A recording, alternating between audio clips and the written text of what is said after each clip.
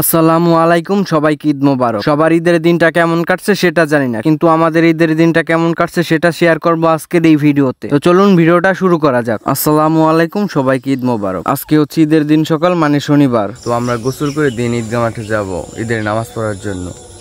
এরপরে এসে গরু কাটবো বা যাই কিছু করব সেটা আপনাদের সাথে আজকে শেয়ার করব। তো চলুন গোসল করে এরপর ঈদগাহ মাঠে যাওয়া যাক। এরপর আমি গোসল করে ঘরে এসে একটা পাঞ্জাবি গায়ে দিয়ে নিলাম। ঘেরানের জন্য আমার কাছে আতর ছিল না, তাই আমি একটু পারফিউম ইউজ করলাম। এরপর একা একাই হাঁটতে হাঁটতে চলে গেলাম মসজিদে। আর আমার বড় ভাই ও ছোট ভাই ওদের একটু আসতে দেরি হবে, এর জন্য আমি একটু আগে আগে বের হয়ে গেছি। তো গাইস, সময় কতটা চেঞ্জ হয়। আমি এক বছর কুরবানির সময় এখান দিয়ে যাওয়ার সময় যে এই বড় যেখানে যে পাট হয়েছে এখানে অনেক পানি ছিল, আমি নৌকা চালাইছি কুরবানির ভিতর। তো এখন জায়গাটা শুকিয়ে গেছে এবং পাড়ও কত বড় বড় হয়ে গেছে। তো এতেই বোঝা যায় সময় অনেকটা চেঞ্জ হয়ে গেছে। তো আমরা ঈদের নামাজ পড়তে যাইতাছি, তো আমার সাথে কেউ নেই, আজকে একা একাই যাইতাছি। আর আমার বড় ভাইয়ের একটু দেরি হবে, তাই আমার বড় ভাইয়ের ছোট ভাই একটু পরে আসবে। তো আমরা যাইতাছি, চলুন যাওয়া যাক। এরপর ঈদগাহ মাঠে গিয়ে আবার দেখা হচ্ছে। আর আরেকটা কথা বলে নেই, আমাদের মসজিদে ঈদগাহ মাঠ হবে না, মসজিদের ভিতরে জামাত শুরু হবে। তো আমি হাঁটতে হাঁটতে চলে আসলাম মসজিদে। আর মসজিদে এসে এইখানে বসে হুজুরে নামাজ কিভাবে পড়তে হয় সেটা আমাদের বলতেছিল, এবং কুরবানি দেওয়ার যে নিয়ম কারণগুলা সেগুলো আমাদের বলতেছিল। আমি সেটা খুব মনোযোগ সহকারে শুনলাম। এরপর আমরা নামাজের জন্য দাঁড়িয়ে গেলাম। নামাজ শেষ করে আমাদের মসজিদের ব্যাপারে কিছু আলোচনা করা হলো, তো সেইগুলো মনোযোগ সহকারে শুনে এরপর মোনাজাত শেষে তাড়াতাড়ি করে বাড়িতে চলে আসলাম। রোজার ঈদে আমরা নামাজ শেষ করে বাইরে এসে কিছু ছবি টবি তুলি, কিন্তু এই ঈদ ওরকম না, সবাই তাড়াতাড়ি করে বাড়িতে আসার চেষ্টা করতেছে, কারণ তাদের গরুটার কাজ যাতে তাড়াতাড়ি শেষ হয়ে যায় এর জন্য। তো আমি আমার ভাই ব্রাদার নিয়ে হাঁটতে হাঁটতে চলে আসলাম বাড়িতে। আসলে আমাদের এই গ্রামটা অনেক সুন্দর, চারদিকে সবুজ ঘাসে ভরা, এবং এইখানে দেখেন এই ভিউটা কত সুন্দর। তো আমাদের গ্রামটা মোটামুটি অনেক সুন্দর। তো যাই হোক, এরপর হাঁটতে হাঁটতে চলে আসলাম বাড়িতে। তো এখন আমরা বাড়িতে যাব, বাড়িতে যে পোশাক খুলে এরপর আবার গরু কাটার জন্য যাব। তো বাড়িতে এসে সবার প্রথমে আমি এক বাটি সেমাই খেয়ে নিলাম। আমরা সেমাই খাইতাছি, যেটাকে বলা হয় সেও। এরপর আমি লুডুস খেতে বসেছি, কিছু পরিমাণ লুডুস খেয়েছি। তখনই গরু কাটার জন্য আমাদের হুজুর চলে এসেছে, তো আমি বের হয়ে গেছি সেখানে যাওয়ার জন্য। তো এখন তাড়াহুড়া ফিরে যাইতেছি গরু কাটার জন্য, হুজুরে দেওয়ার জন্য। হুজুরে আমাদের এখানে চলে এসেছিল, কিন্তু লোকজন না থাকার কারণে আমরা যারা যারা কুরবানি দেব তারা সবাই না থাকার কারণে হুজুরে চলে গেছে।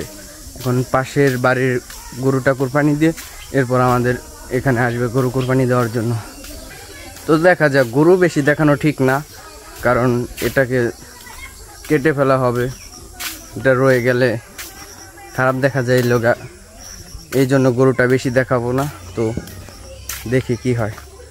এরপর আমার বড় ভাই শেষবারের মতো গরুটাকে একটু আদর করে দিতেছে। গরুটাকে নিচে ফালানোর জন্য এটাকে বাধা হচ্ছে। তো এরপর আর কোনো ভিডিও দিব না, আমাদের গরুটা হুজুরে কুরবানি করে চলে গেছে। এইখানে আমরা গরুর চামড়াটা সুলতেছি। আমি এই ব্যাপারে তেমন একটা অভিজ্ঞ না, বা চামড়াও ভালোভাবে সুলতে পারি না, এর জন্য এইখানে যারা অভিজ্ঞ আছে তারা কাজ করতেছে। আমি এই গরুর পাউটা এইখানে ধরে বসেছি। গরুর প্রথম রানটা কাটা হয়ে গেলে আমার এক চাচা সে এই রানটা নিয়ে যাচ্ছে আমাদের গরুর মাংস যেখানে পিস পিস করা হবে ওইখানে। এরপর দ্বিতীয় রানটা আমি নিয়ে গেলাম, চতুর্থ রানটা আমার বড় ভাই নিয়ে গেল, যেখানে বসে আমরা মাংসর পিস পিস করব এবং ছোট ছোট সাইজ করব ওইখানে। তো আমরা ওইখানে 80% কাজ শেষ করে এরপর আমরা সবাই এখানে চলে আসব গরুর মাংস কাটার জন্য। ওইখানের কাজগুলো মোটামুটি শেষ করে এরপর আমরা চলে আসলাম মাংসগুলো পিস পিস করার জন্য। দুই একজন বাদে সবাই আমরা চলে আসলাম। আমরা অনেকক্ষণ কাজ করার পর আমাদের জন্য খিচুড়ি রান্না করা হয়েছে, আমরা সেইগুলো খেতেছিলাম। এরপর আমি রান থেকে রানের মাংসগুলো ছাড়াইতাছিলাম। আর এইখানে যে ছুরিগুলো আছিল এই ছুরিগুলোতে ধার কম থাকায় আমাদের মাংস ছাড়াইতে অনেকটাই কষ্ট হয়েছিল। এইখানে যারা বটি দিয়ে মাংস কাটতেছিল তাদেরকে দিতেছিলাম, তারা ছোট ছোট করে পিস করবে এই জন্য। তো আমাদের মাংস কাটা শেষ হয়ে গেলে আমরা যার যার মাংস ভাগ করে সবাই নিয়ে নিলাম। এরপর আমি আর আমার বড় ভাই মাংসগুলোকে বাড়িতে নিয়ে আসলাম। বাড়িতে এসে আবারও মাংস আনার জন্য চলে গেলাম। তো আবার যাইতেছি মাংস আনার জন্য। আমার শরীরের তাই যে তেল লাগিয়ে রয়েছে, এটা কি আপনারা দেখতেছেন? আমারটা আমি নিজের চোখে দেখতেছি তেল লাগিয়ে রয়েছে আমার শরীরে, যাইতাছি আরো মাংস আনার জন্য। এরপর মাংসগুলো মাথায় করে বাড়িতে চলে আসলাম। বাড়িতে এসে 3 ভাগ করে নিলাম। 3 ভাগের 1 ভাগ আত্মীয় স্বজনকে এবং আরেক ভাগ গরিব মিসকিনকে এবং আরেক ভাগ আমাদের। তো আমরা যার যার মাংস তার কাছে ভালোভাবে পৌঁছিয়ে দিতেছিলাম, আর এই কাজগুলো আমার বড় ভাই করতেছিল।